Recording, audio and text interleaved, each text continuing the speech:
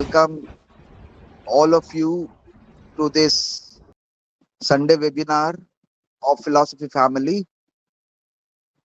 Today we have with us Professor Dr. Tapan Kumar sir from Vidyasagar University, West Bengal. He is well-known figure throughout India and he visits lot of places to deliver his talks. Today we are fortunate to have him in Philosophy Forum. He will be speaking to us on Husserl'S theory of reduction, a reflection on this philosophy. We welcome Professor Tapan to deliver his lecture.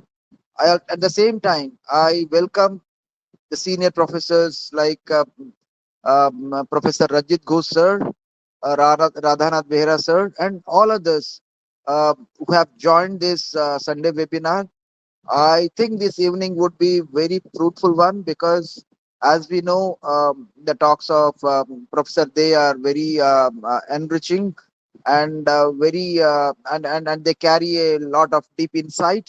And I think we all of us will enjoy his lecture today. He's a very experienced teacher, teaching over various universities in West Bengal, and today he will be delivering the talk on Husserl's theory of reduction. So, with these words, I welcome our admin and all the members who have joined this evening to this webinar. Uh, with these words, let us all move to Professor Tapan Kumar Desar for the lecture. Namaskar, sir. Please. Thank you. Thank you very much. Uh, I am very much grateful to the authority of this forum for giving me the chance to share my views regarding Husserl's method of reduction instead of the Husserl on the method of reduction. The title, I have just slightly changed the title, Husserl's method of reduction instead of Husserl on the method of reduction, because Husserl himself invented the method of reduction. That is why it should be correct, Husserl's method of reduction. Okay, I hope that you all have got the point.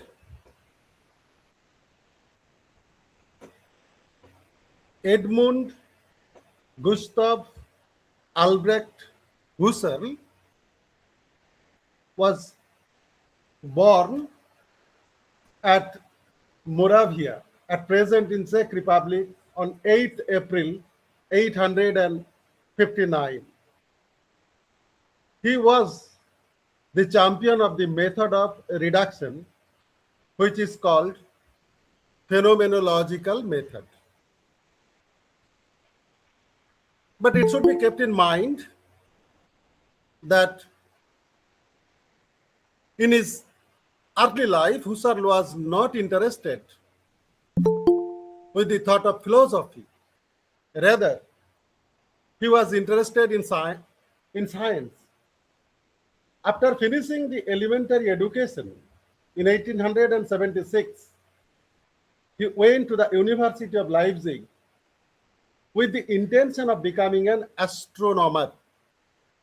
That was the aim of Husserl in his first life. There he studied astronomy for 3 semesters with mathematics and physics. In 1883, he received his doctoral degree, writing the dissertation, Contributions to the Theory of the Calculus of Variations. In Vienna, Husserl had a chance to attend the classes of Franz Brentano, who is called the guru of Husserl in connection with the phenomenology. He deeply moved by the lectures delivered by Brentano, and being influenced by Brentano, Husserl decided to go with philosophy. That is the turning point in Husserl's life. And we all know, after entering into the field of philosophy, Husserl had done a great job. He introduced the concept of phenomenology. And the concept of phenomenology, constituted with the phenomenological method. Today, I shall share my views on the method of reduction as presented by Husserl. And it will be a study only, not a critical study, because if we want to go with the critical study, then it will take more time, much time. That is why I shall remain on the field of just a study. Now come to the point. Husserl's aim was to reach at the goal of transcendental phenomenology. To accomplish this goal, Husserl has to follow a unique method which was not used prior by any philosopher. Husserl's intentional analysis demands a shifting from a mundane world to the transcendental world. This shift has been brought by the method of reduction. So this shifting is done with the help of the method of reduction. It is established. In the logical investigations, Husserl was mainly concerned with clarifying the character of intentional experiences. But in Ideas 1, he is chiefly concerned with clarifying its procedure for the illustration of the character of intentional experiences by presenting the concept of eidetic reduction. In the introduction to the second edition of the Logical Investigations, he published in the same year in 1913 as Ideas 1, he admits the impossibility of lifting the investigations entirely onto the level of ideas. That is why he is introducing the method of reduction. Actually, the method of reduction is the process which is called the shift in a level of thought. In eidetic reduction, we see a higher level status of objects in the name of essence. In phenomenological reduction, we see the same process of shifting. In transcendental reduction also, we find a noticeable shifting of the ego from mundane to transcendental. Such shifting is the main characteristic of Husserl's thought, which is brought by the application of the method of reduction. In this paper, I shall try my best to find out the meaning and definition of the word reduction, and at the same time, the sense in which the word is used by Husserl. I shall also try to present a brief exposition of the method of reduction as presented by Husserl as a whole. Let us see what reduction is in general sense. Generally, reduction means decrease or a diminution. Reduction of the amount of something or reduction of the size of a thing is indicated here. The word reduce is also one of the meanings of the reduction.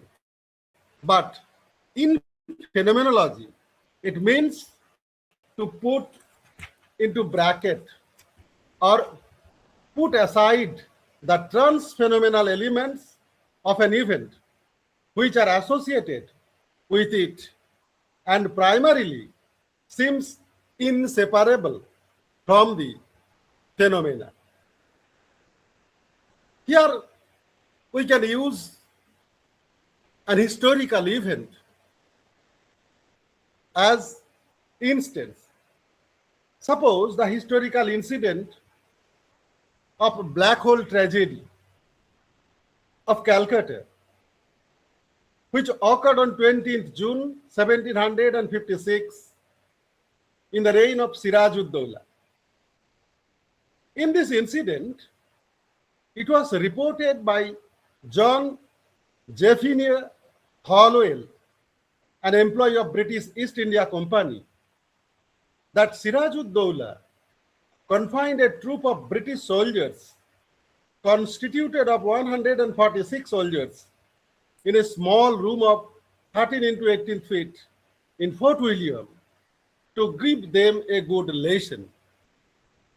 Because of extreme suffocation, most of the soldiers were dead. This incident was explained by the British with high intention of justifying the Battle of Plassey. But modern Indian historians tried to pull out the cultural and political chauvinism to bring out the reality. That is, with the method of reduction, Indian historians are trying to reach at the actual fact. Then that was propagated by the English. All the phenomena occurred on Earth should be explored neutrally with the application of the method of reduction introduced by Edmund Husserl to reach at the actual reality, I think. It should be kept in mind that in Husserl's phenomenology, the method of reduction is used in a different way. Husserl used two different words, namely epochy and reduction, throughout his phenomenological thought. According to J.J. Kokelmans, the term reduction and epochy are both common logical expressions. Epochy means the suspension of judgment, either because one doubts that human beings are capable of knowing anything with certainty, or because one wants to examine an issue before one feels confident to have a definitive opinion about it. The word epochy is itself is a Greek word which comes from the verb epoche. The word is used to indicate different meanings like bracketing, putting out of actions, cessations, exclusions, cancellations. So many meanings are there. The root of the term shows that it was used by Greek skepticism. So definitely, the word epoche has a skeptical tone.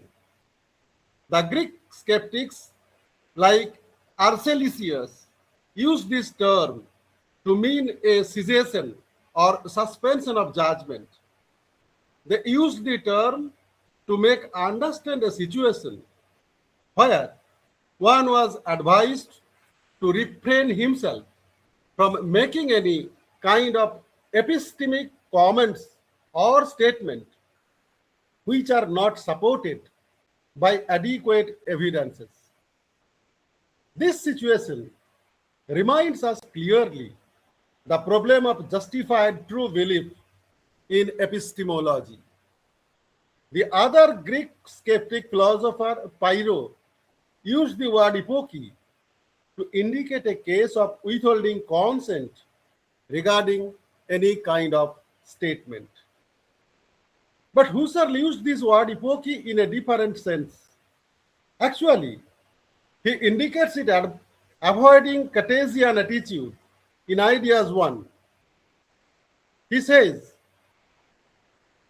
in Ideas 1, he says, we can now proceed with the potential and in explicit positing precisely as we can with the explicit judgment positing. One procedure possible at any time is the attempt to doubt universally, with Descartes carried out for an entirely different purpose, with a view toward bringing out a sphere of absolutely indubitable being.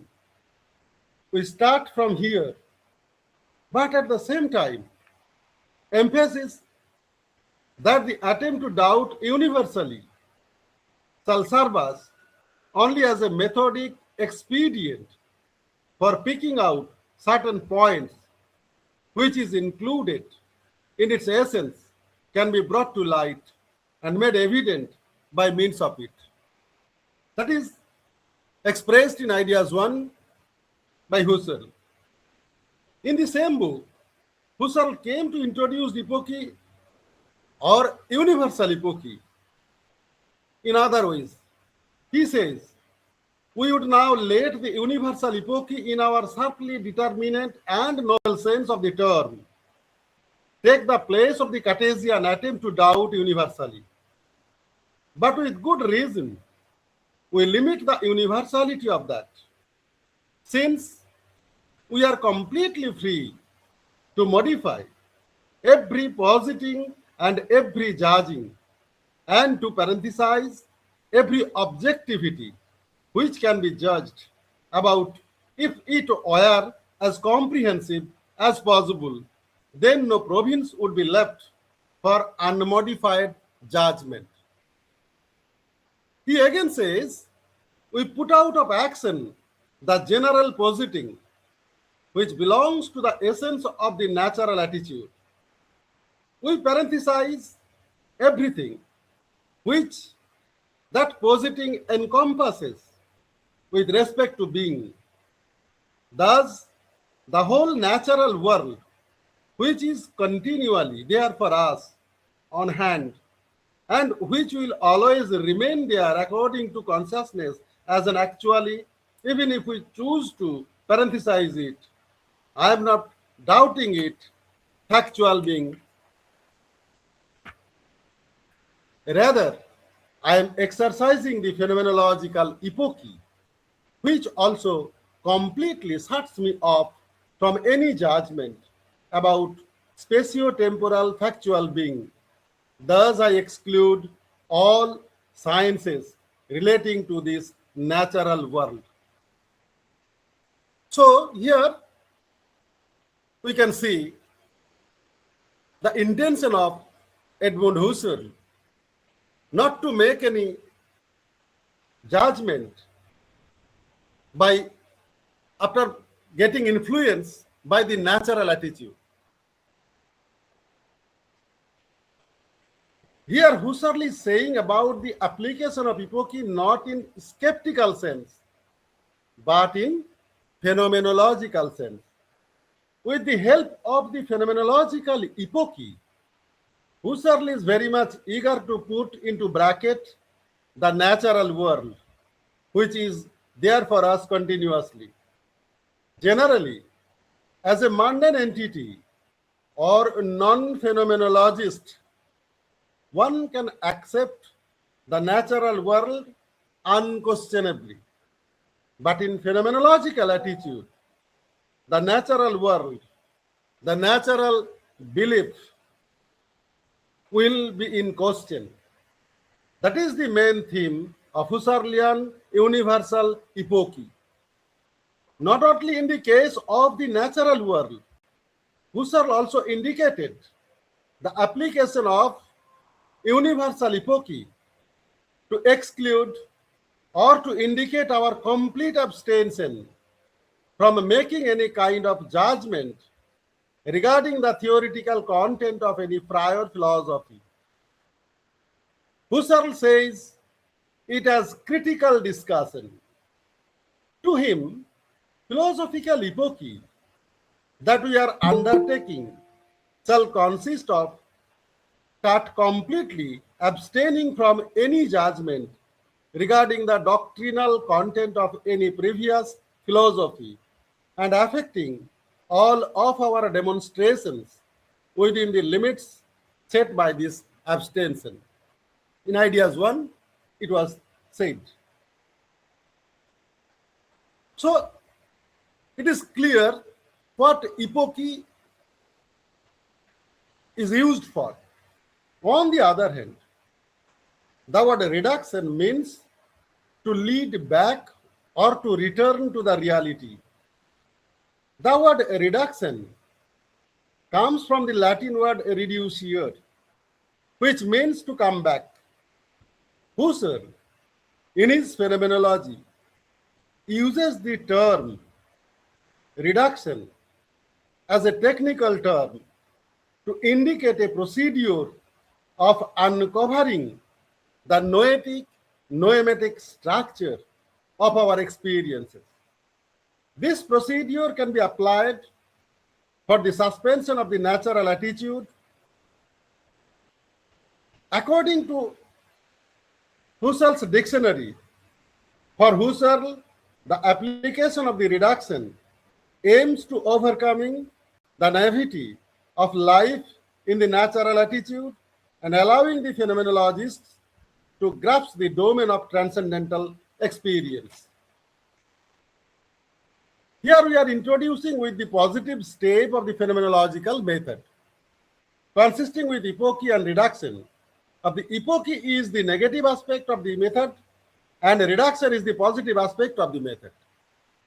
Again, I can quote, the various reductions that Husserl proposes are positive steps that are to be taken after the negative moment of the epoche has taken place.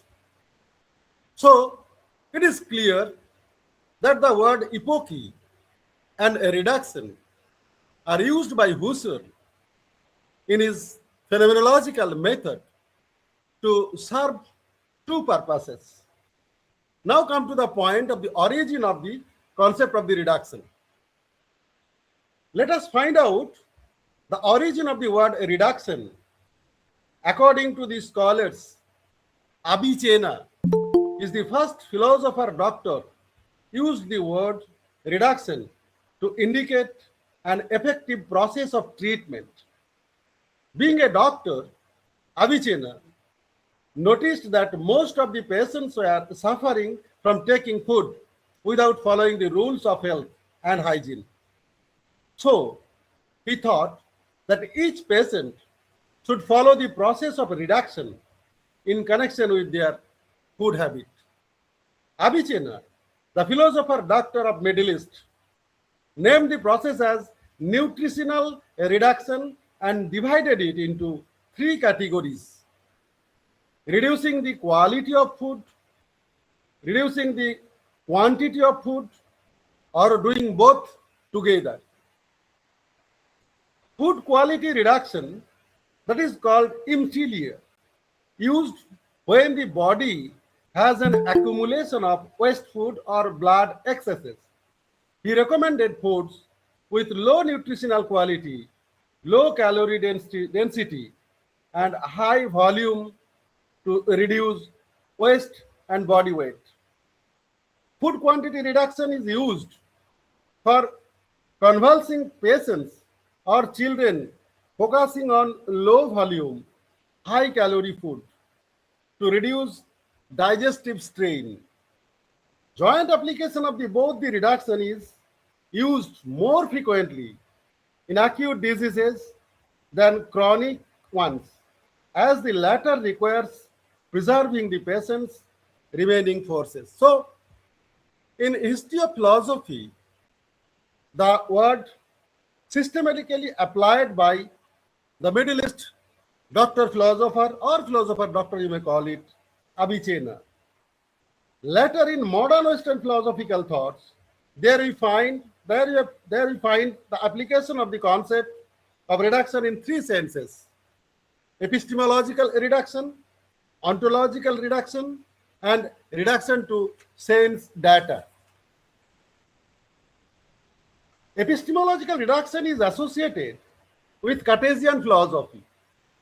Method of doubt used by Descartes in searching truth is referred to here as epistemological reduction.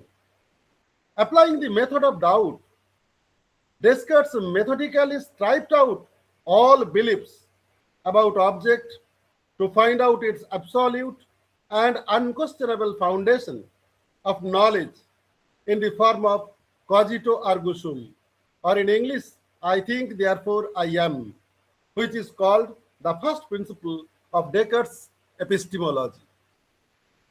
Ontological reduction. George Berkeley is the propagator of this reduction.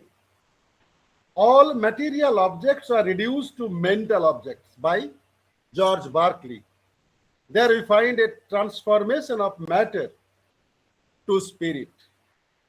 The dictum, essayist percipi, is the result of this ontological reduction.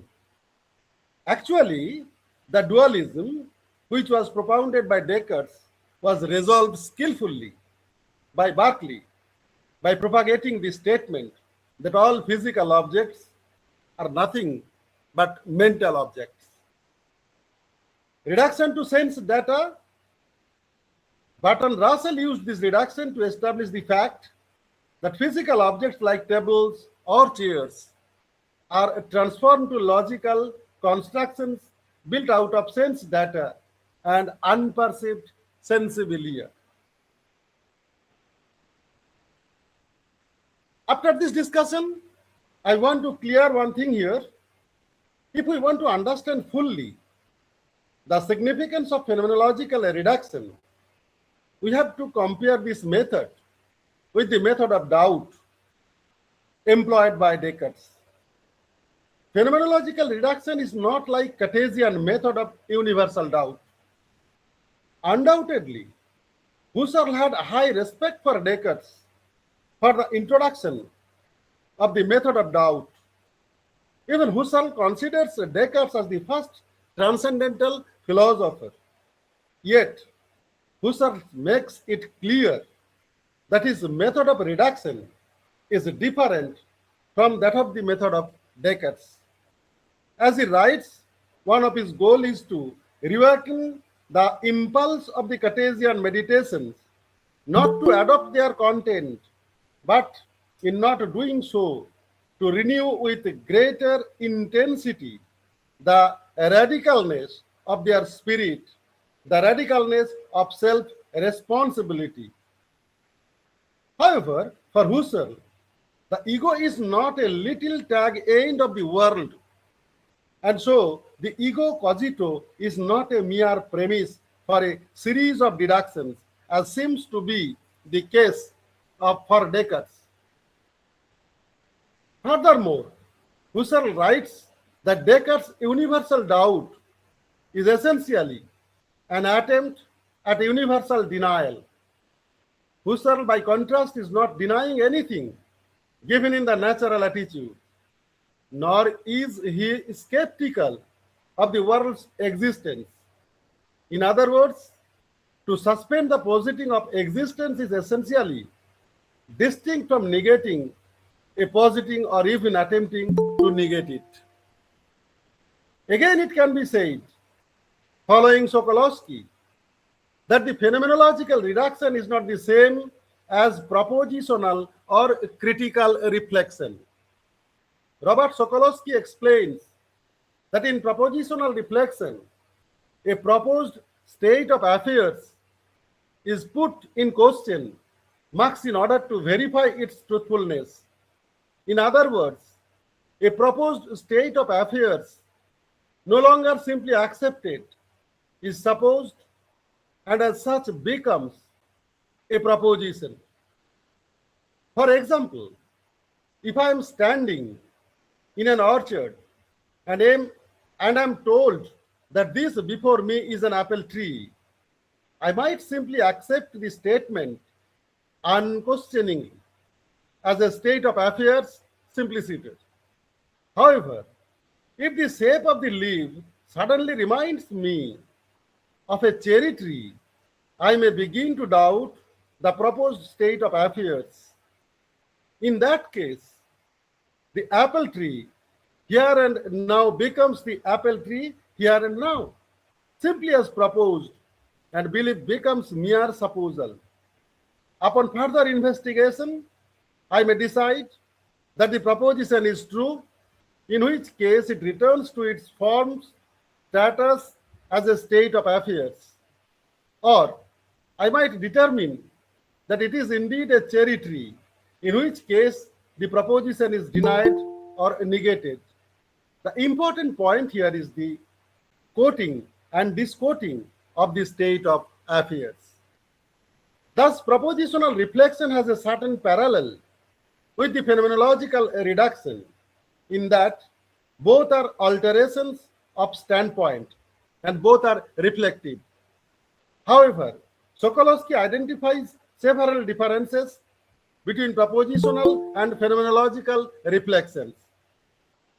First, there is a difference in scope. The phenomenological reduction brackets the whole world, whereas propositional reflection only turns single states of affairs into states of affairs as proposed. Second, there is a difference in kind.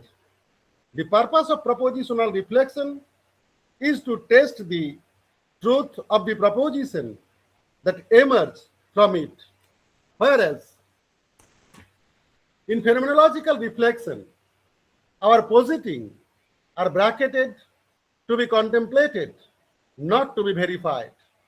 Hence, John Darmon writes that the simple doubt of critical reflection remains concerned with the world and the way of thinking are or are not in it, and his critical attitude remains continuous with the natural attitude.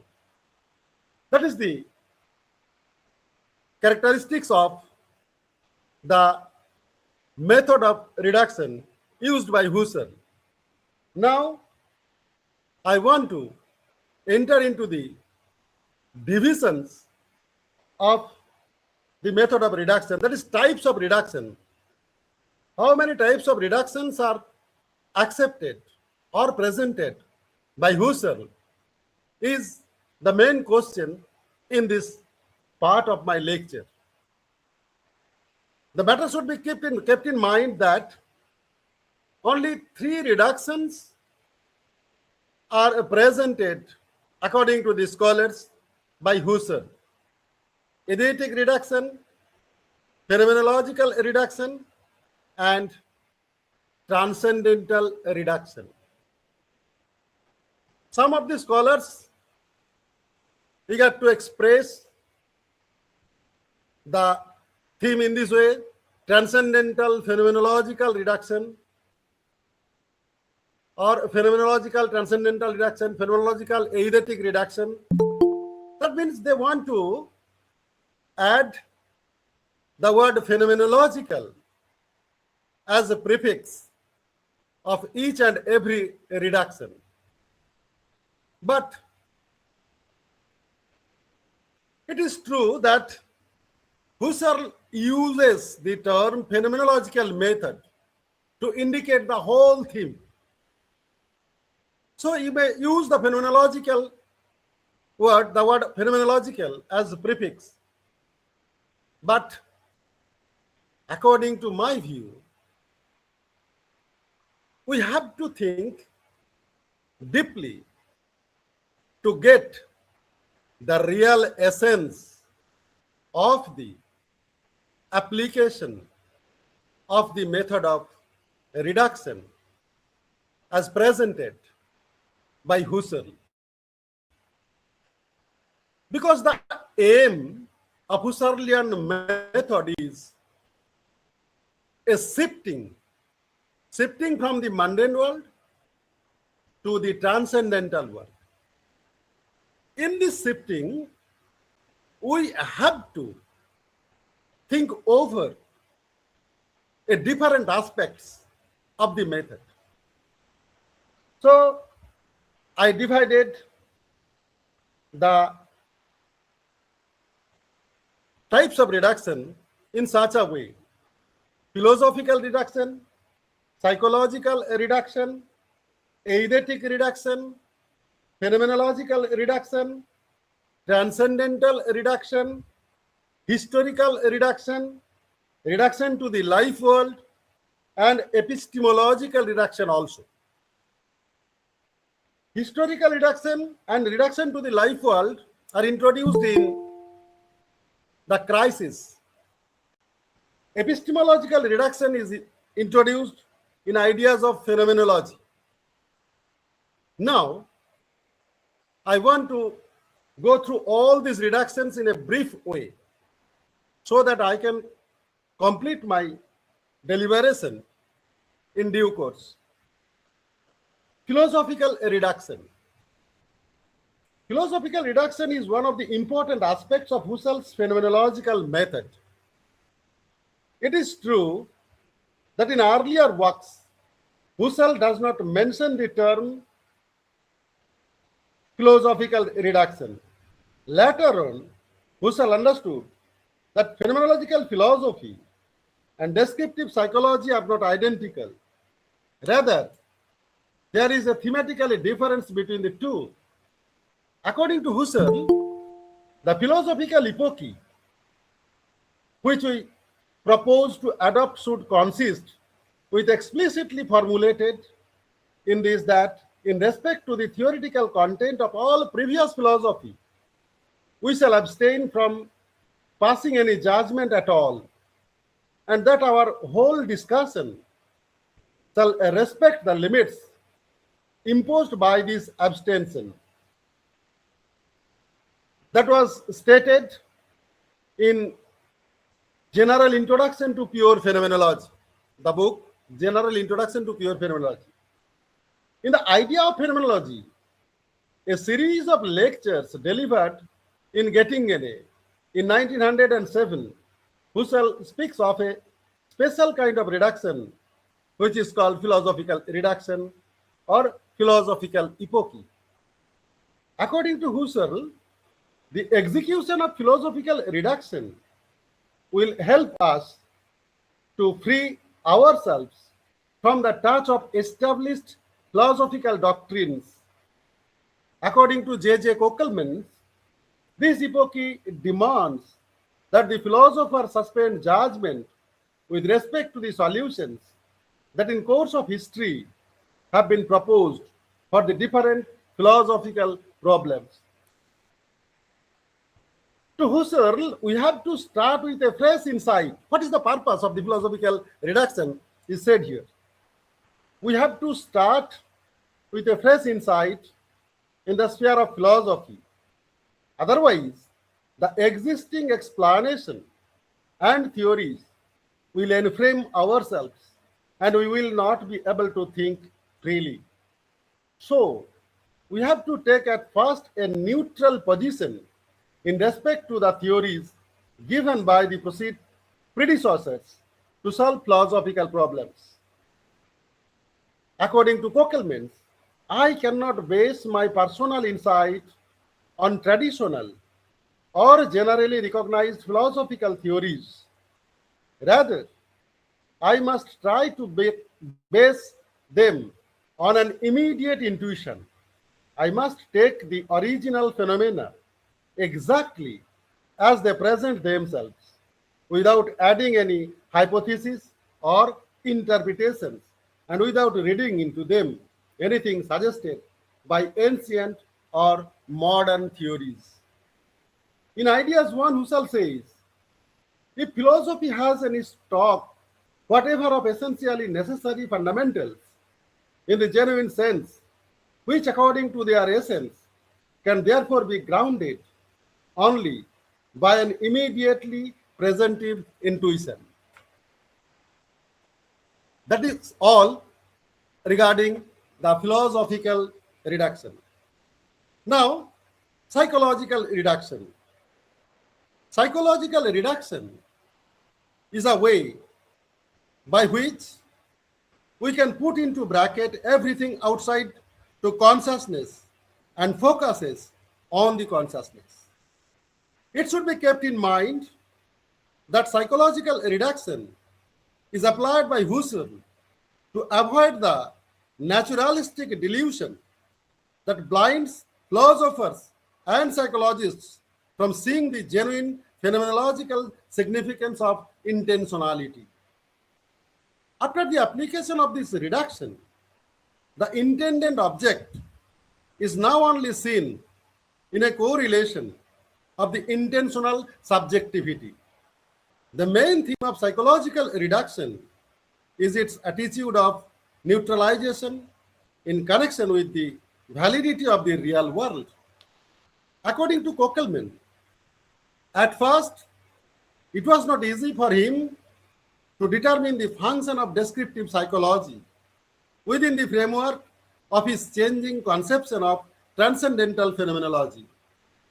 Gradually, however, he realized that descriptive psychology is distinguished not only from empirical psychology, but also from pure transcendental phenomenology. It then becomes necessary to distinguish the psychological reduction of descriptive or phenomenological psychology.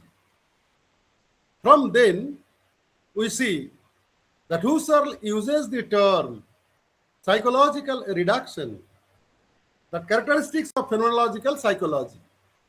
In logical investigations, Husserl offered a critical assessment of psychologism. There he strictly showed his anti-psychologistic views. He says logical laws are exact, can be known as a priori, and do not simply any claims about psychological matters of facts. In contrast, Husserl argues psychology has until now only produced empirical generalizations about matter of fact. The basic mistake of psychologism is that, according to Husserl, a confusion of the temporal act of cognition and the ideal timeless subject matter of the cognitive act that subsequently leads to a reduction of logical laws to psychological laws. In Crisis, Husserl wrote, "The surprising result of our investigation can also, it seems, be expressed as follows: a pure psychology as positive science, a psychology which would investigate universally the human living in the world as real facts. Similar to other positive sciences, both science of nature and humanistic disciplines does not exist. There is only transcendental psychology, which is identical with transcendental philosophy." After the successful application of the psychological reduction, and after the suspension of the external positing, a phenomenologist requires to search the eidetic arrangement of the experience that remains without variation among all variant of probable experiences. That is why Husserl introduced eidetic reduction. Now, I am going through the concept of eidetic reduction. The doctrine of essence in Husserl's phenomenology is an important aspect for the establishment of Husserl's project of transcendental phenomenology. Unlike empirical psychology of psychical phenomena, Husserl introduced the concept of pure phenomenology or the transcendental phenomenology. That is a science of essence, or it may be called an eidetic science. The purpose of the introduction of the concept of eidetic science is to separate it from the natural science or the science of facts. It is said, insofar as one is doing pure or transcendental phenomenology, one never refers to any matter of fact. The restriction on the reference to matter of fact is imposed methodology by the eidetic reduction. that is said Husserl's Phenomenology, a textbook. It can be said that the concept of transcendental phenomenology is primarily formulated on the basis of the notion of essence. According to these scholars, the doctrine of essence provides the theoretical basis in connection with the formulation of the notion of transcendental phenomenology. Now, I am going to offer an exposition of the eidetic reduction introduced by Husserl. Eidetic reduction is a process by applying which one can proceed methodically from concrete facts to the eidetic structure of these facts. The world. At this point, in the phase of investigation, one can take the concept of consciousness as the certain concept which is itself still remain under the investigation of investigator. And at this level, the object of consciousness get reduced to a phenomenal status. In this connection, we have to execute the concept of phenomenological reduction. According to Kokelman, the phenomenological psychologist must turn to purely psychic experiences. The problem arises here as we face the external reality which appears as our experience, because we know that according to Husserl, an experience is always the experience of the world. So we have to bracket all the experiences of the external world to understand a pure phenomenological experience of our conscious lives. In a world, we have to make this consciousness pure and unique, and that is why we must have to put in brackets the factual world. The phenomenological reduction is the process to do this job. According to Kokelman, it is of importance to note here that in a reduction, in addition to the noetic and noetmetic, is also maintained even as an endlessly fruitful theme of phenomenological description. It is precisely through the phenomenological reduction that for the first time, intentional objects are liberated as essential constituents of our intentional experiences. By practicing the phenomenological reduction, we can also change our attitude towards the ego of our conscious experience. Because in this reduction, the real nature of the ego is reduced to a noetic phenomena, to a pure psychic life. To Kokelman, within the realm of the reduction, the ego no longer manifests itself as a real being in the real world, but only as the center of the intentional activities that are correlated to the intentional object. Transcendental reduction. The main aim of Husserl's transcendental phenomenology is to complete the journey from phenomenological psychology to transcendental phenomenology. Husserl argues that phenomenological psychology cannot be treated as the foundation of philosophical disciplines. That is why we have to move towards transcendental phenomenology. Doing transcendental phenomenology, there he finds transcendental problems which involves the question of the world. In this critical juncture, we have to accomplish the transcendental reduction. Transcendental reduction is an additional part of the purification of the ego. Through this reduction, all the phenomena are transformed into transcendental phenomena. According to Kokelman, the transcendental phenomenologist, through his absolutely all-embracing epoch, reduces the psychologically pure element to transcendental pure subjectivity. After the performance of the transcendental reduction, we will reach at the situation where everything is transformed. The world has become actual world. According to Kokelman, with the world, all intramundane beings, including all human beings and animals, are affected as is our social and cultural life, and they are respectively correlated. The entire life world is from now on for us only a phenomena of being, a change phenomena. Historical reduction. Husserl himself, however, does not explicitly use the title historical reduction in the crisis. But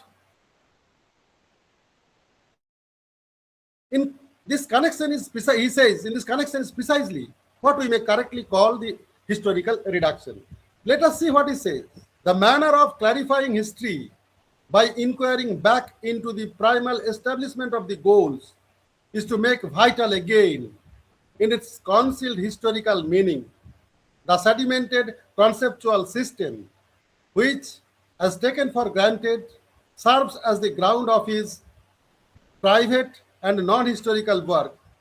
It is carry forward to his own self-reflection, the self-reflection of his forebearers, and thus not only for reawakening the chain of thinkers, the social interrelation of their thinking, but on the basis of the total unity, thus made present, so carry a responsible critic, a peculiar sort of critic, which has its ground in these historical personal projects, partial fulfillments, and exchanges of criticism, rather than in what is privately taken for granted by the present philosopher.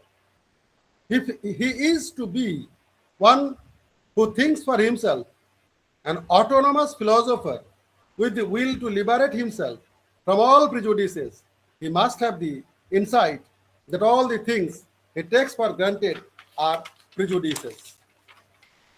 That all prejudices are obscurities arising out of a sedimentation of tradition. In experience and judgment, Husserl, at the same time, draws our attention that the pre-given world, with its covering of idealizations, is the sedimentation of historical development.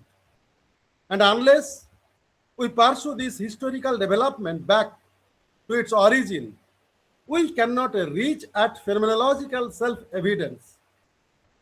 He advises us to dismantle this deposit of sense. According to Husserl, it is necessary to dismantle everything which already pre-exists in the sedimentation of sense in the world of our present experience, to interrogate these sedimentations relative to the subjective source out of which they have developed, and consequently relative to an effective subjectivity. What it means to say in that connection is that we have to reproduce this accomplishment in ourselves. Unless we do this, we would not be able to understand this definite historical origin of productions of sense in historical subjects. We would not make real progress in our endeavor if we do not re-experience this origination of the operations of idealizations from original life experience. That is, if we could not accomplish in ourselves this restoration from the concealed life world with its grab of ideas to the original world experience and the life world. All this reiterate the necessity of historical reduction. We have to pursue the regressive method of historical reduction in order that we might reach at the original life world experience and at the reassert Husserl's cherished ideal of presuppositionless philosophy. But still then, it remains to be understood how the possibility of genuine transcendental phenomenology is therewith restored. This issue we wish to deal with the concluding chapter, historical prejudices. Reduction to the life world. A question may arise here in this connection: is the nature of the world in which we live changed completely? The answer is that the world remains as it is, but as a phenomenologist only, I take the world as a phenomenon.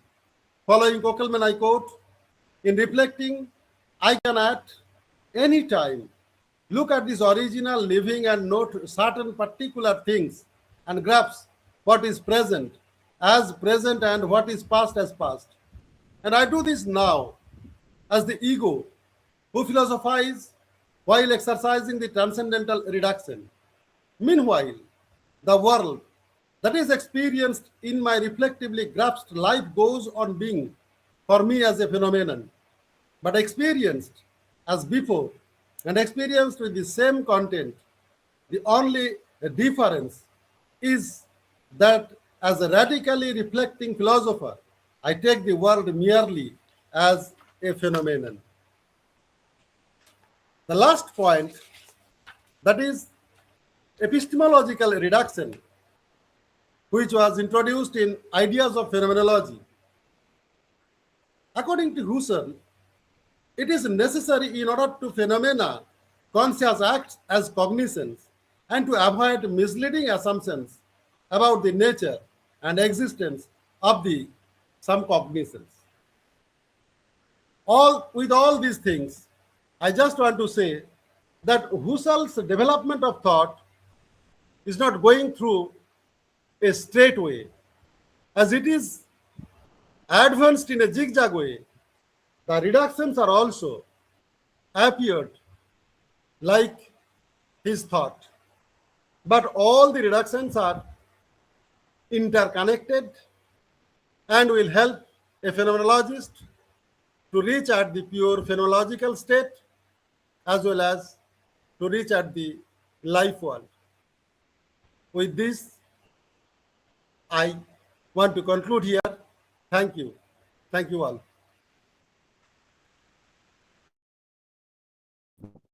Thank you, sir. Thank you, sir. Thank you so much for your beautiful lecture. Now we'll take this lecture to the members present in the forum, and now to initiate, let us move to Professor Ranjit Ghosh, sir, to initiate discussion to have his observation. Um, uh, Whether Ranjit Ghosh sir is there, so let me check. Ranjit Ghosh sir, is he present? I don't think he's there. Is he there? Because I have a ah,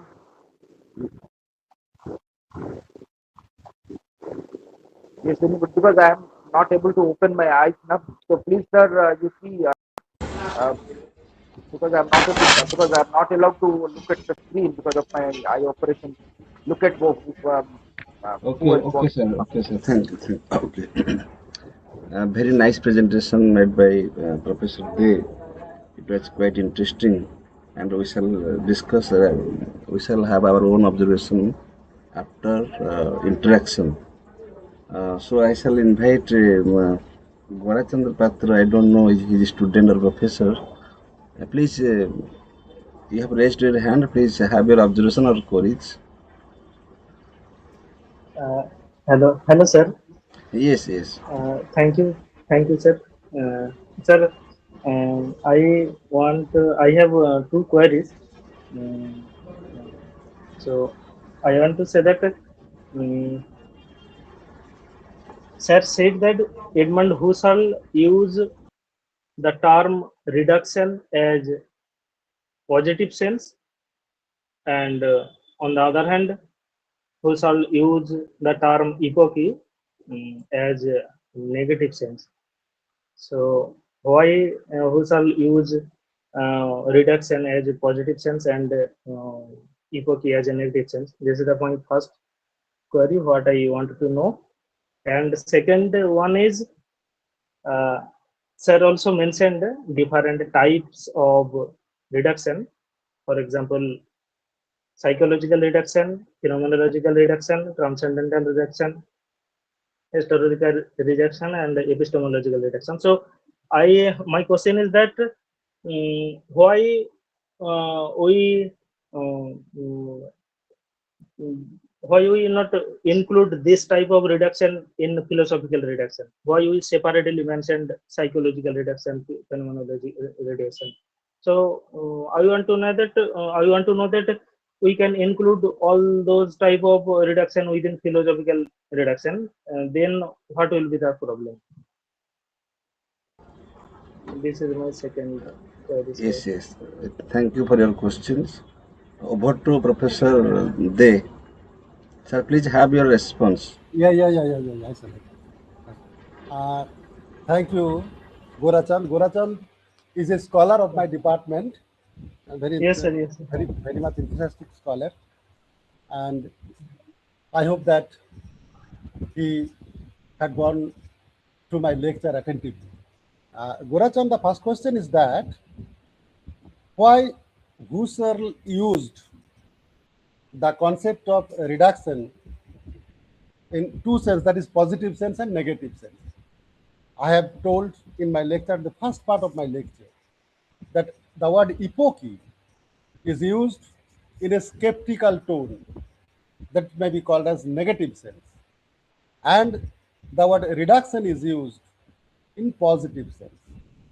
You know that in epoche, Husserl indicates to abstain from making any kind of judgment regarding epistemological thought or regarding any kind of object or phenomena. So the act we are doing with the epoche is just to abstain from, that means to uh, uh, block himself or herself or myself not to do anything. That is called, that is why it is called negative aspect of the reduction. And the positive aspect is that the reductions, that is thought aesthetic reduction, phenomenological reduction, transcendental reduction, we are doing something to reach at the goal of transcendental phenomenology as set by Husserl. So the actions taken by the performer itself is in two aspects, that is aspect negative aspect and positive aspect. After abstaining from making any kind of judgment regarding a phenomena, I can prepare myself from from freeing any kind of natural attitude or the natural, from the natural world. I have to shift my ego or consciousness to give the proper meaning of the word phenomenologically. That is why it is called that the negative aspects and positive aspects both complete the comprehensive sense of the method of phenomenological reduction. I think that you have got the point. The second one is that why do we not include all these reductions within philosophical reduction only? Very good question. So that philosophical reduction, here I have presented it as a part of the whole method. Philosophical reduction indicates that we have to free ourselves if we want to do phenomenology from the established philosophical doctrines or theories. We must not be guided by all these established thoughts or theories to inculcate or to solve any kind of philosophical problems. That is why this reduction is called philosophical reduction. But philosophical reduction does not cover all the spheres of the method of phenomenological reduction. It does not indicate to drop out the factual parts of the phenomena to get the essence of it. It does not indicate the transformation of the ego from mundane ego to the pure ego. That is why all the reductions have their own activities or have their own role to play in this connection. So we have to think in this way. Okay? Yes, sir. Thank you, sir. Now I shall request Professor Radhanath Behra, sir. Sir, please have your response.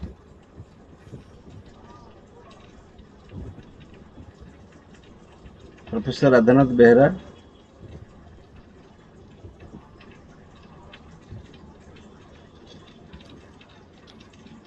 Yes, yes, sir.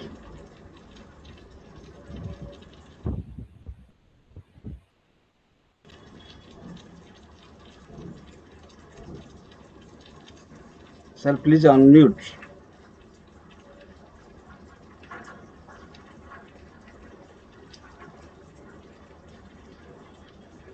Professor Behra. No, Professor Behra has left in the meantime. Let me have my doubt. Yes, yes, sir. Yes, sir. Here. Professor Day was referring to uh, a historical reduction, and he was narrating also a fact, historical fact during Siraj-ud-Dowla's time, the Black Hole tragedy, wherein a number of British soldiers were put into a black hole, and based on that incident, okay, the Britishers claim to have gone for the Battle of Plassey, 1757. But then Professor Day was also speaking that historical reduction would help us to reset the real basis of that actual event, and to the understanding of the circumstances of the black hole tragedy, and the various interpretations associated with it are either false or unacceptable.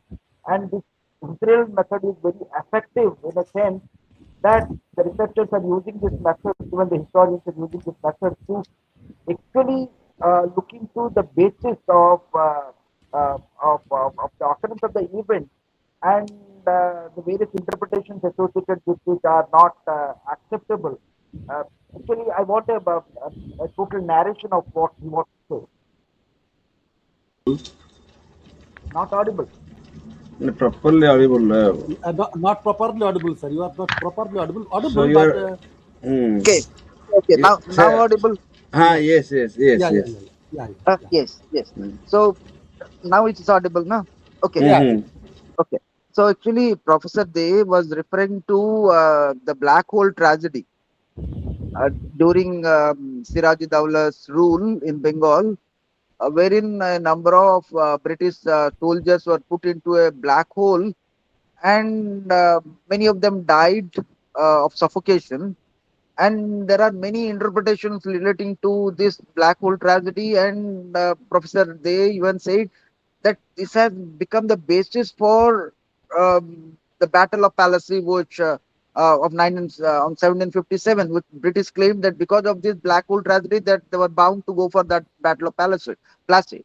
So my point is how this historical reduction would help to reach at the real fact, because there are various interpretations that associated with this very event, and the British historians would always say would try to find a fault with the Siraj-ud-Dowla's the real real intention of subjecting those prisoners to that black hole.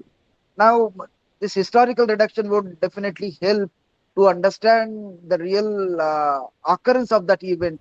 Now, how does this help um, um, any other historical event like this event to understand the historical reduction? Please, if we can bring it out much more clearly, how this can help really to understand the historical facts, the actual nature of the historical facts, and the various interpretations that we associate there, they're not actually true, they are false, and how to reach at the real event, and what is the basis of that event, uh, how to use this method to arrive that original attitude of that event, or the real basis of that event. So please, sir. Yes, yes, yes. Thank you, thank you.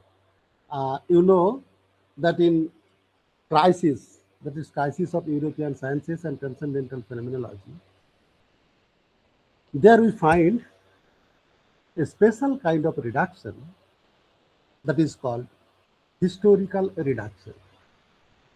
The aim of this reduction is to help a phenomenologist to dismantle the sedimentation of any event.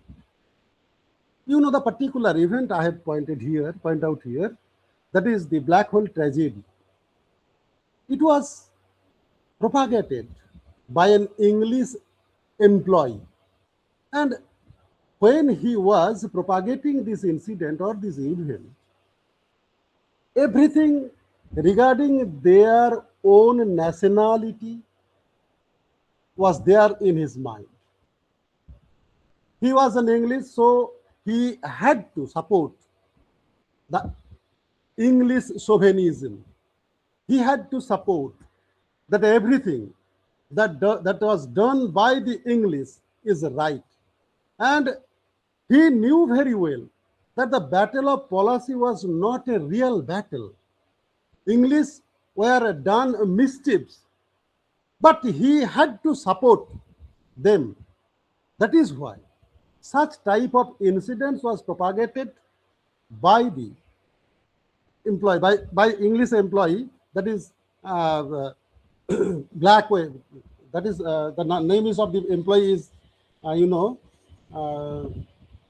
that some name I just cannot recall the name. Okay, but such incidents, if you want to get the reality of such historical events, which was treated to the, which was presented to the students of India from generation after generations, you have to take the help of the method of reduction in the form of historical reduction. You have to get back to the original event. So you have to dismantle all these cultural, epistemological, or sedimented theories as propagated by the English. And Indian historians has already proved that such incidents was just propagated to blame Siraj-ud-Dawla and to justify the unjust war that was fought between English and our soldiers of the Nawab. Historical reduction in this way helps us to find out the actual reality. Each and every historical event, you can apply this reduction to get the reality. Suppose you know that some years ago it was stated that the European civilization is the oldest civilization on earth. But after the discovery of Harappa and Mohenjo-daro, this event is changed, and we have come to know that Harappa and Mohenjo-daro is older than this civilization as expressed by the Europeans. So in this way, historical reduction will help us to go to the back, to the original ground. Okay, thank you. Thank you, sir. Well, Thank you very much. some historians even say that there was no such black hole tragedy. Okay, Yeah. it was just a propaganda. There Yeah, was yeah. no such tragedy. This is Sir, yes, very nicely, very nicely we can, this is sir, from the side of the Indian historians only. sir. So this is how this this methodology of Husserl would be helpful to reach at the original occurrence of something. Okay, so Yeah. very beautifully said. Thank you, sir. Thank you. Thank you. Thank you. Over to Profrssor ji.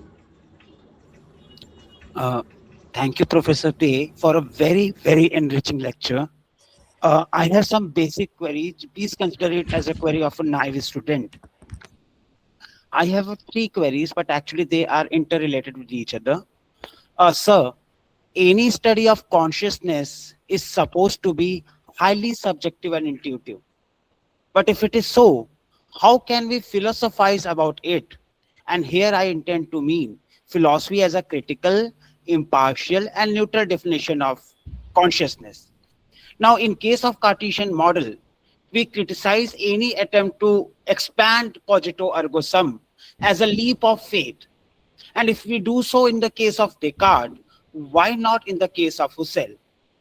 The second part is, as we all know, psychology starts with a disclaimer that one size fits all has never been a motto for a psychological method. So there cannot be an objective recipe for all the people at all the time.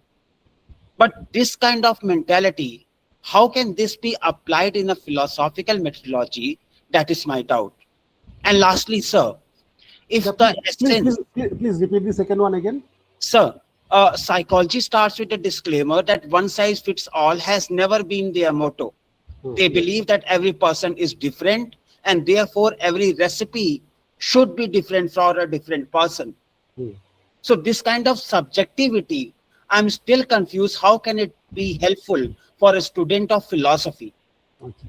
Sir, and the last one, if the essence, what we call as primordial form, is so foundational, so indefinable, how can we even attempt to define at all? And if we cannot define it, will it not become a kind of mysticism? Thank you, sir. Okay. Thank you. Uh, Thank you for your three questions, but I can answer. I can attempt to answer. I am not demanding that I can fully satisfy you, but I can answer all these three questions within 3 or 4 sentences only. Professor Shukla, the first question is that the consciousness has become subjective one, and with the subjectivity, how can a philosophy that is a rigorous science, philosophy can be established as a rigorous science or objectivity, how can we establish the objectivity from subjectivity? That is the first question, if I don't mistake anyone. And in psychology, every person is different. Yet, and you are just mentioning the Cartesian model. We are criticize or we are rejecting as a phenomenologist the Cartesian model cogito ergo sum. Then how it can be fair in case of phenomenology? Take these two as a two parts of one question. Sir, psycho conscious after the application of transcendental reduction, pure consciousness will be there as a residue, as explained by Husserl. And you know, there is certainly we will enter into a problem of subjectivity, like Descartes or like Berkeley, essayist perspective.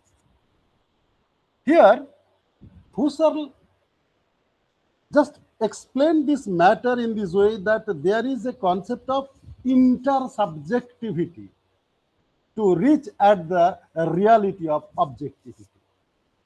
That means pure consciousness, all the pure consciousness will create the world, will give the meaning to the world. The same world will be given meaning by the pure consciousness. If consciousness has become a pure one, then it will give the meaning of the world in a concrete way. And in this way, the concept of intersubjectivity will come into force.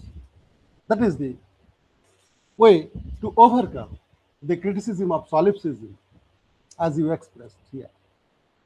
Cartesian model was criticized by Husserl for this reason that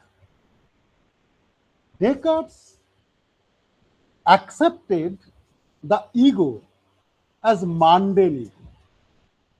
His ego remains in the mundane world with the all influence of the world, natural world. As Husserl, Husserl says that as Descartes fails to understand the real importance of transcendental philosophy, he remains under the influence of the mundane world. His ego, that is I, is not a pure I. That is why we cannot get the uh, pure knowledge which we desire from the application of the method of reduction. That is why Husserl criticized Cartesian model of knowledge. And the third question, that is essence. Essence is, we are just refusing in the eidetic reduction, we are just reducing the factual essence of event or phenomena to reach at the eidos or to reach at the essence. You know, this essence is not purely psychological. Rather, this essence we can find in the transcendental world, not in the mundane world. We are just shifting ourselves from mundane world to the transcendental world. And there we will find, with the help of the concept of intersubjectivity, a kind of objectivity. But you know that Husserl was not completely satisfied with all these things, so he came back to the concept of the life world as genetic phenomenology from transcendental phenomenology. So there is so many attitudes, so many distinctions, differences, or views to explain Husserl. That Thank you, Thank sir. you. Fully agree, sir. Thank you. thank you. Thank you, sir. Thank you, sir. Go to Professor Radhanath Behra. Yes, sir, please.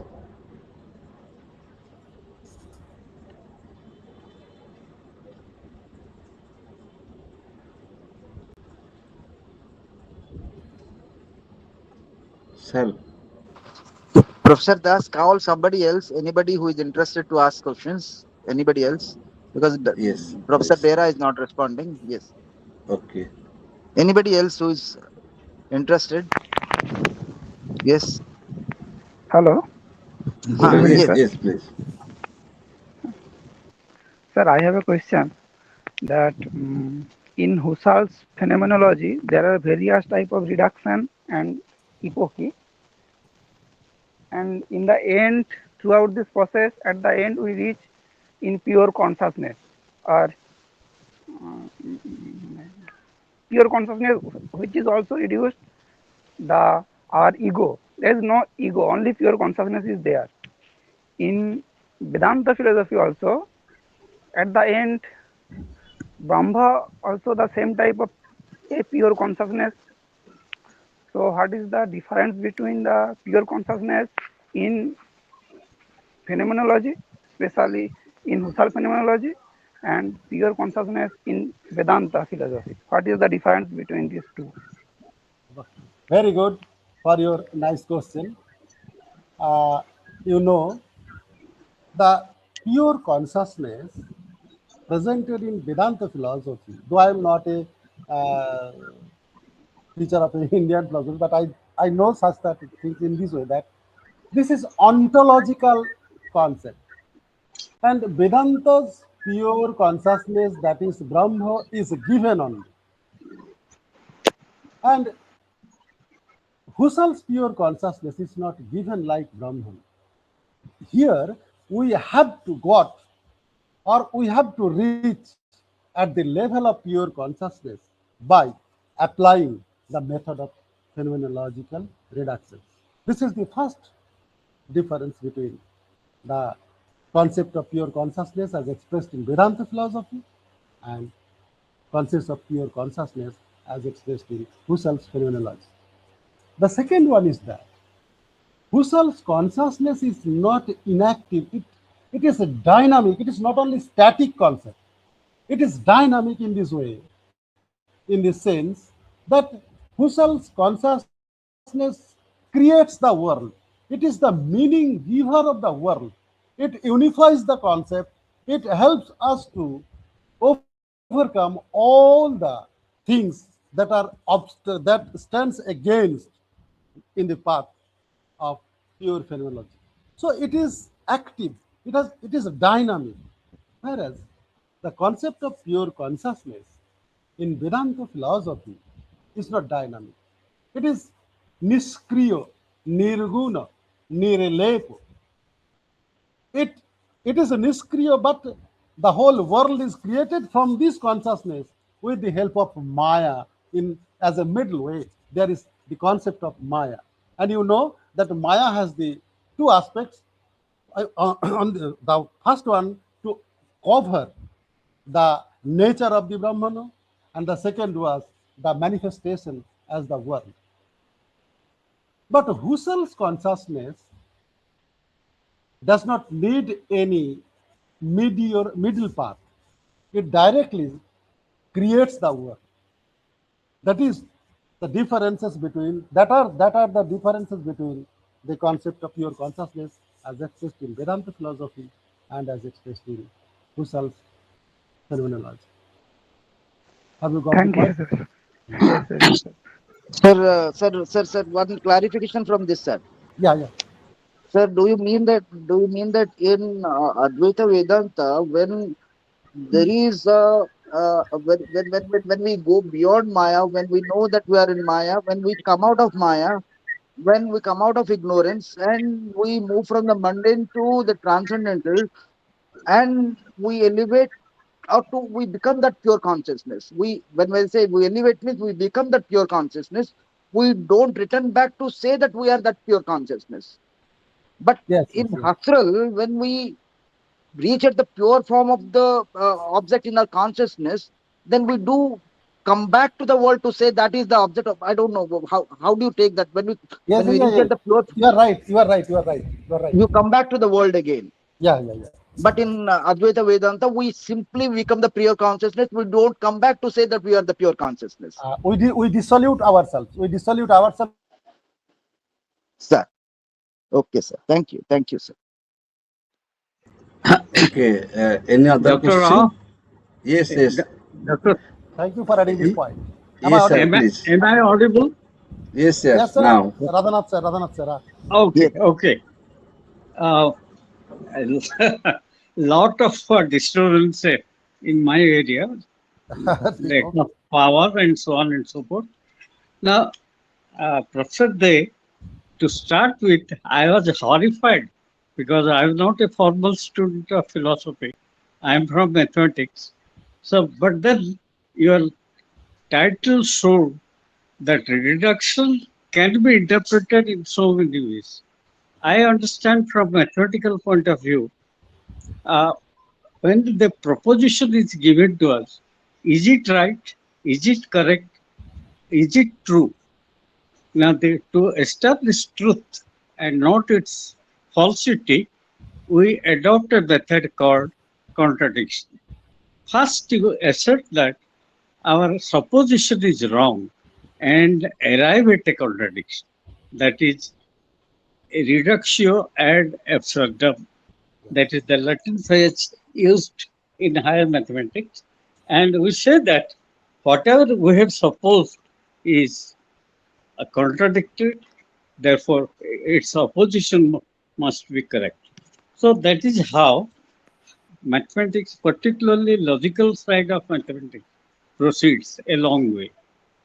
So this way Husserl gave us an insight that mathematical understanding can also be used in phenomenology, in epistemology, and in so on, in every branch of higher philosophy.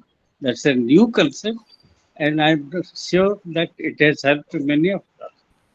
The second one is he has developed the theory from Descartes, the father of modern philosophy, or the founder of modern geometry called Cartesian geometry. I think, therefore, I am. That was the most beautiful sentence ever found in the pages of philosophy. Cogito ergo sum. I think then that was again reduced to or transformed to I doubt. So I doubt, therefore I am. Man is a doubting thing. and from the initial stage of truth, it begins as doubt. And doubt, in its subsequent march, reaches the heart of matter and reaches truth. That perhaps Husserl has said to be his reduction or on philosophical or phenomenological or epistemological and so on and so forth. So therefore, Husserl, because he was a student of science and mathematics, he had that insight and he adopted or utilized or used in his philosophical development, raising a new concept of reduction, new definition of reduction. The reduction is not to reduce, but to reduce in a positive manner, as you said, to reach the truth of the matter. So we have to remove the shaft from the kernel. That was the method adopted perhaps by Husserl. It was so beautiful and well pointed out. I do not have any concept to comment on your uh, grand lecture, but I only hope that it would be amplified in a critical manner using examples of all the reduction methods in a future lecture. Thank you very much. Thank you, sir. The last demand as placed by you is very much true, that all the reductions should be explained with the help of instances. But if I want to do this, then it will take so much time, sir. That is why I just avoided all these things. Thank you. That you know Thank that you. Husserl in his earlier stage was a mathematician, and he has done his PhD in mathematics under the guidance of a mathematics teacher, Carl Weizsäcker. You know that after completing his PhD, he turned himself to the philosophy. The mathematical propositions, suppose 2 plus 2 is equal to 4, is a concrete factual truth, and there is no doubt, no one can doubt on this proposition, or no one can doubt about the truth of this proposition. But according to the phenomenological attitude, this is factual truth, not transcendental. Phenomenology aims to explain the whole world from transcendental point of view, with the pure consciousness which we will reach at by the application of the phenomenological method, particularly the method of transcendental reduction. So, the pure ego in phenomenology gives the meaning to the world from not from the mundane world. So mundane world will remain as the mundane world, propositional world will remain as propositional world, mathematical propositions will remain as mathematical proposition. But we have to look at all these things from a transcendental perspective. We have to change our attitude to discover the world, to explain the world. That is the aim of phenomenological method. And the Cartesian proposition, essayist Percipia, I have already responded, that this is very much important in philosophy to begin with, a new attitude to explain the world, doubting the whole world. Descartes could not doubt his own existence. That is why he accepted the truth, therefore I am. And this is called the first principle of Cartesian philosophy. But again, here I want to say that Descartes' concept of I, that is ego, remains still under the Mandel wall or in the Mandel wall and under the influence of the Mandel wall. So the expression or the meaning or the propositions or the knowledge acquired by this ego will surely be mundane, not be transcendental. And again, you know that Cartesian I was just accepted without criticizing it, without any reflection by Descartes.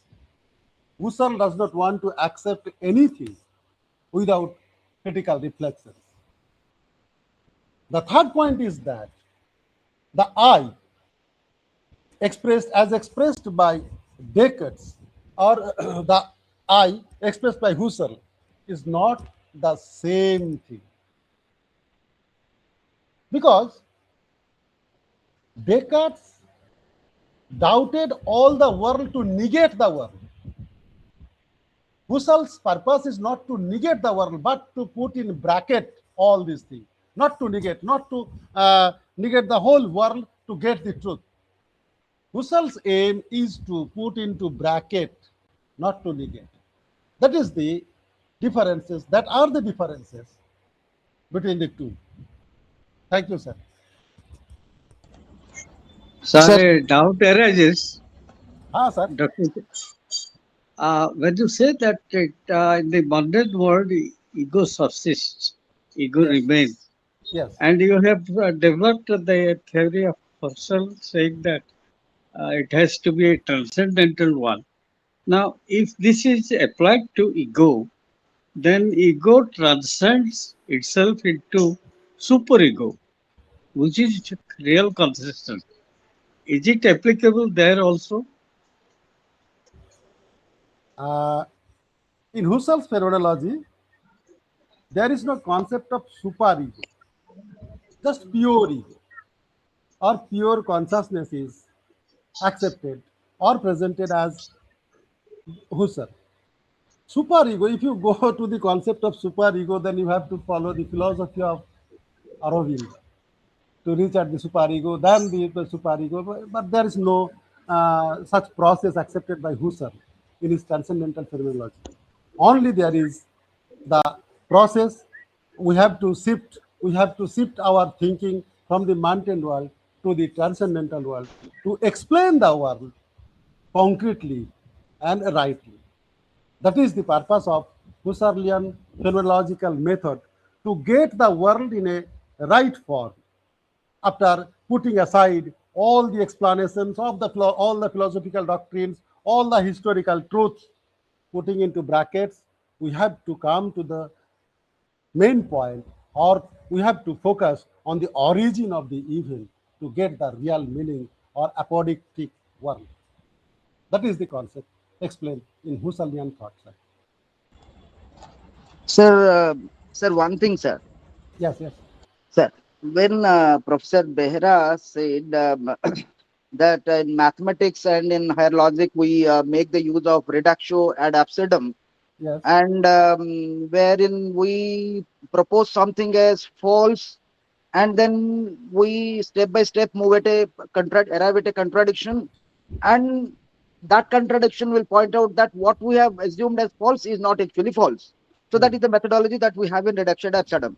Now, if we apply that methodology to Husserl, wherein we see that Husserlian approach was all in favor of moving from something mundane to something transcendental. Hmm. Now, let us assume something like this. So, to start with, let us assume that this mundane world is false. So, assuming this mundane world is false, we, with that assumption in the background, we reach step by step to reach at something what we call it the pure form of the consciousness of that mundane world, the pure form of the in the consciousness. Now we then question, we reach at we find there a contradiction. What is the pure form of consciousness without that being related to the mundane world or the object itself? So we have negated the object, we have tried to move from the mundane to the transcendental.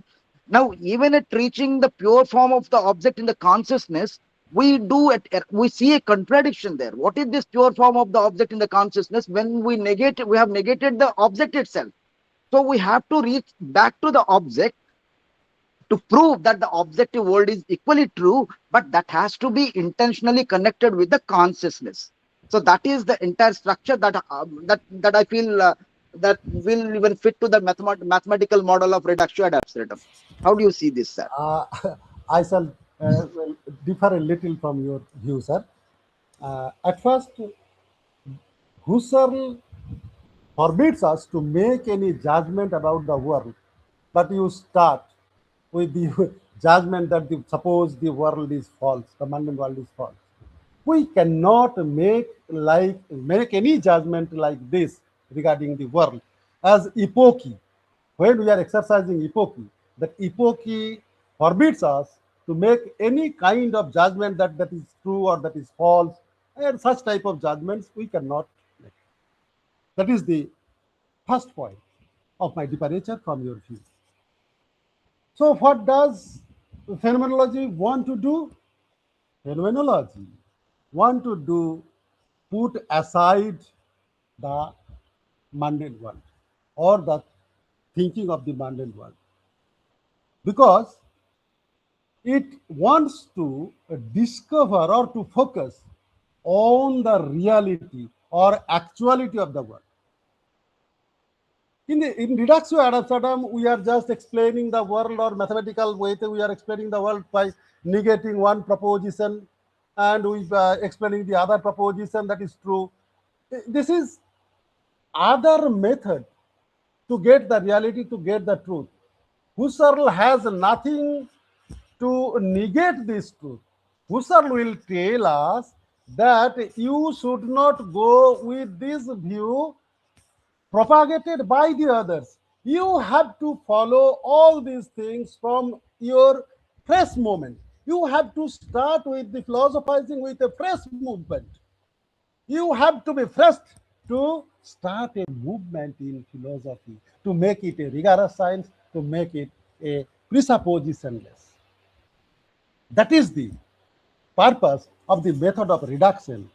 We have to free our consciousness from the burden of the established truth, from the acceptance of a proposition as true, from the acceptance of a proposition as false, and from the process of negation and alteration, such and such, or reductio ad absurdum.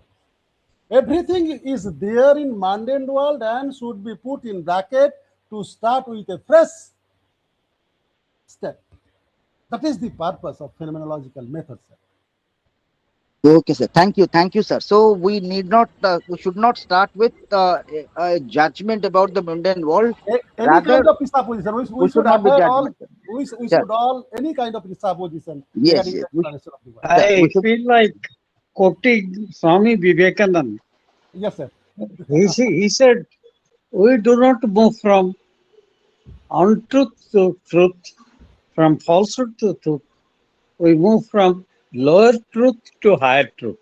Yes. So perhaps Husserl's method is correctly uh, similar to that of Swami Vivekananda, where there is no term like negation. It is all positive, right? Yes, sir. Yes, sir. Yes, sir. Thank you, sir. Thank you. Thank you.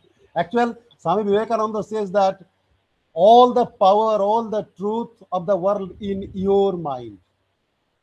So each and every person is perfect. Education, the definition of the education is the perfection of the already in man. Education is the manifestation of the perfection already in man. That is the definition of education given by Swami Vivekananda. What is the perfection? This perfection is the pure consciousness, and we have to explain, or you have to manifest our pure consciousness at the time of explaining the reality. Thank you, sir, for quoting Swami Vivekananda. Sir, just one clarification, sir. Yeah, yeah, Sir, yeah, yeah. sir, without being judgmental about the mundane world, we need to Husserl makes a shift from that mundane world to the transcendental consciousness, and then again returns back to the mundane world, Yeah. and return back to the mundane world, But as the life world, as the life world. but this world is not mundane world; it is life world. Yes. Life world, yes. From the mundane, he reaches to the pure form of the consciousness and returns back to the life world. Yes. Yes, sir. Thank you so much, sir. Thank you so Yes. much. Thank you, sir. Thank you all for having this beautiful session with Professor Day. We shall conclude here. Very nicely discussed, very nicely presented by the speaker and discussed by the forum. The focus point was pure, the word pure. We use the word pure consciousness in Vedanta philosophy and in Husserl's philosophy. But the meaning is different. In Vedanta, when we say pure consciousness, we take the methodology of a neti neti. That means the principle of a non-contradiction. Something is pure if it is not contradicted. This is the Vedanta methodology. So truth is non-contradictory by nature. So when we go for any identification, when I identify myself with the world or with my body or with my mind, with my ego, with any form, then there I suffer from contradiction. So that is not Brahman, that is not pure in that sense. So pure consciousness is taken in very rightly. Professor they said that it is something ontological, and according to Vedanta, it is the base. It is the base of all epistemological pursuit. As Immanuel Kant said that it is synthetic perception. Similarly, it is the base. It is the witness of all fragmented consciousness. So whenever we find any contradiction in consciousness, that appears to be, that is the phenomenal by nature, but when it is non-contradictory, it is pure. But in Husserl's philosophy, the concept of a pure consciousness is not that. So that is how Professor De is trying to explain what is already explained by philosopher Husserl himself. That is the method of a reduction. So here pure consciousness means that our consciousness that we use, so far as epistemology is concerned, so far as our living style is concerned with the empirical world, that should not be biased by, that should not be bracketed by, that should not be limited by any judgment. That means we should not suffer from our preoccupied thoughts, preoccupied assumptions, even philosophy. Philosophy should be free from philosophy. That is that should be the motto of a philosophical pursuit. Therefore, many times I have said a philosopher should not be a follower. If I am a follower of a Buddhism, that I am not a philosopher. I am a bhakta of a Buddha. So, suppose I am doing PhD on Buddhism, that may be my research work, but I don't identify myself with Buddhist philosophy because I am not a follower. So mind should be creative. So here phenomenology should be taken very seriously, not only as a philosophical doctrine, as discussed by other philosophers. Here Husserl is taking the concept phenomenology very seriously, taking not taking our exercise of mind to be granted. That means our mind should be open for any type of a new exploration, reflection. We should not be biased by anybody's philosophy, whoever he may be. Maybe great philosophers like Immanuel Kant, etc., etc., even Shankaracharya, Adi Shankaracharya. We should not be biased by any philosophy. Because we are gifted with a very rational mind, very reflective mind, very critical mind. So we should take philosophy without philosophy. Philosophy should be doctrine free. Philosophy should be ism free. Philosophy should be thought free. And so Husserl's philosophy, I shall say, it resembles the philosophy of Jiddu Krishnamurti, who was speaking about the thoughtless mind. That mind should not be biased by any thought. Mind is thoughtful, but mind should be thoughtless. That means mind should not be biased by any limited thought in a limited regime, limited bracket. So epoche is negative in that sense.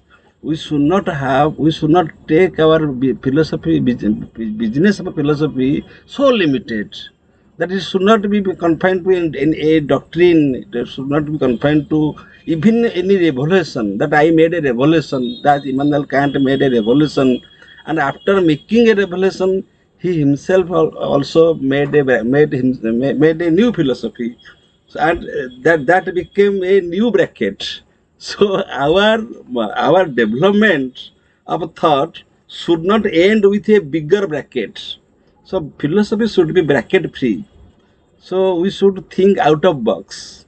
So any type of a bias, and he very beautifully, Professor Behra also asked one question that it should be the interpretation of a professor. They should be with the instances. But I shall say, Professor, they beautifully took the instances of history.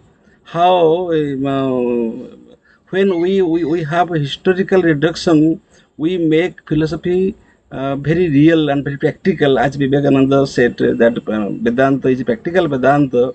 Similarly, Husserl says that reduction should be very much practical in that sense. Therefore, he took the historical instances, and that was very pragmatic in his approach. And a philosopher's approach should be like that. And when a good speaker speaks, he takes many instances from sociology, from our own practical life, because that will be understandable by the audience, and that people can understand that. So if philosophy is not related to our personal life, that is not philosophy. This is the Indian way of thinking, and I am surprised how Husserl understood this philosophy, how this secret of a philosophical pursuit, that philosophy should be related with a human life. Therefore, he is speaking about life world. Life world, concept of life world is that, because you are an individual only, you take yourself as an individual, and being an individual you have your own freedom, your free pursuit of thinking, and that freedom should be properly exercised when it is not biased by any sort of a judgment. It is very clear. Even I am making a judgment about my wife, even I am making a judgment my own son, my own child, there also I am not a good father or a good husband, because I am taking my wife and son as granted. No, I am not the authority of my judgment over my child and my wife, because they have their independent phenomenological existence. This is an example I just gave. Similarly, in our interpretations about world should be philosophy free. Should be philosophy free because Just philosophy. for Yes, just yes, yes, yes, sir, yes, sir. please allow me to add one sentence, sir. Just one sentence. That is why you will find that there is no phenomenology-ism. Yes, yes. Phenomenology is a movement, and you can apply it phenomenology to the digital world, to the present world. In the digital world, you should apply the method of reduction to search the reality throughout the social media.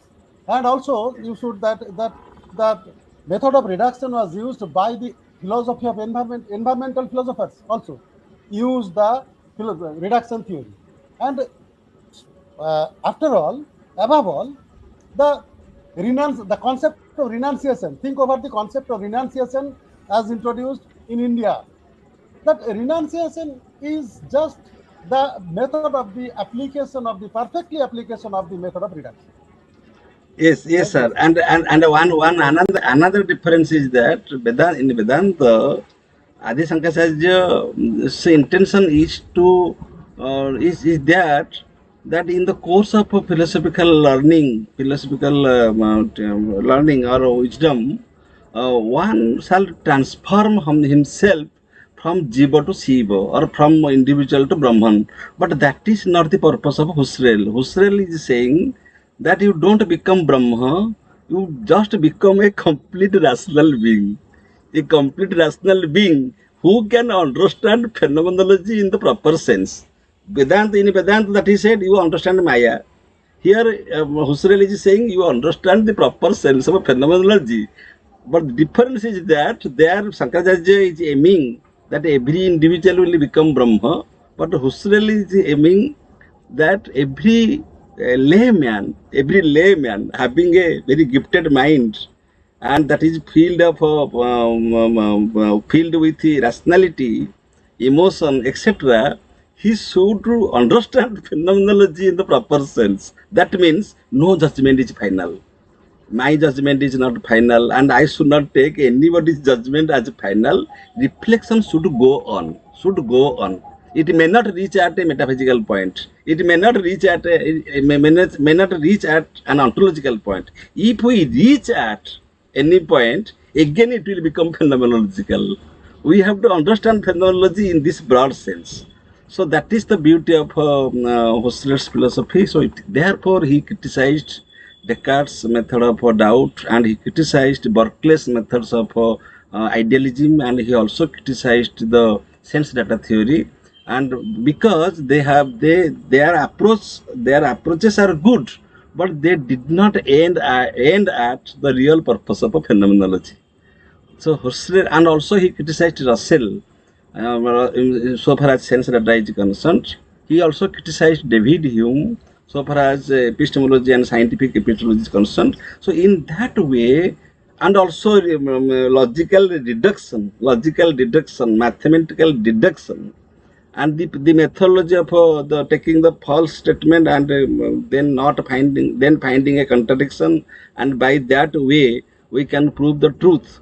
All these things he has criticized in a very beautiful way. He is simply saying, know the limit of your reflection. You reflect upon, but you know the limit of your reflection.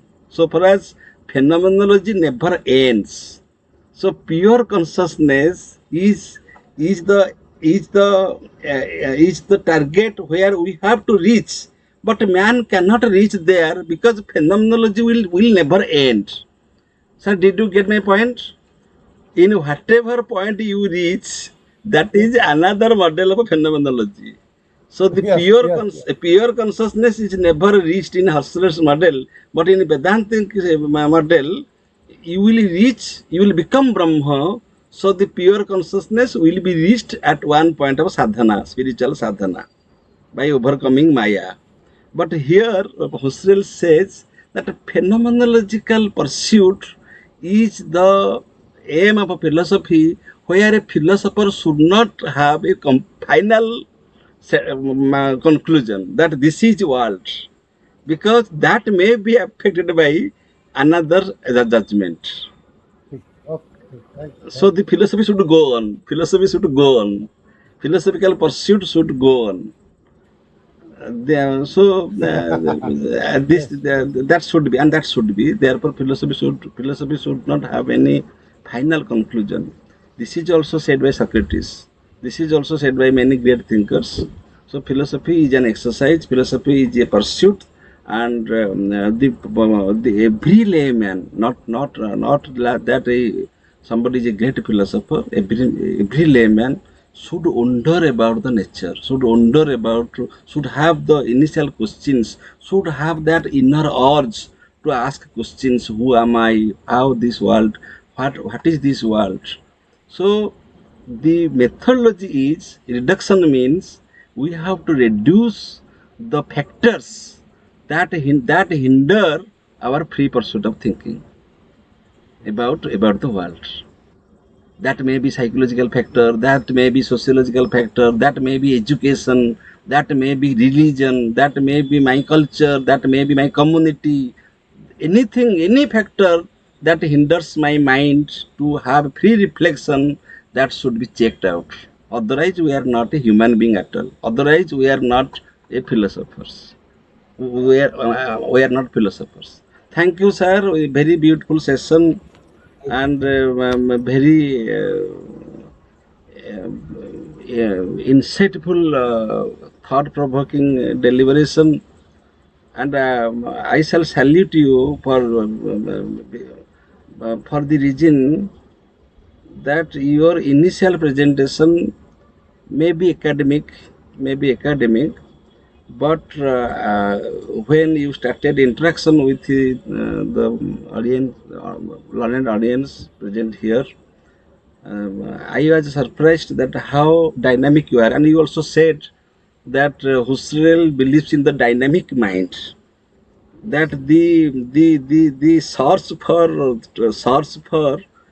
phenomenological truth is an indication of the dynamic mind. That mind is dynamic in the sense mind is not satisfied with the ready-made answers of the philosophers. In that sense, mind is dynamic, and in that sense, philosophical pursuit is scientific.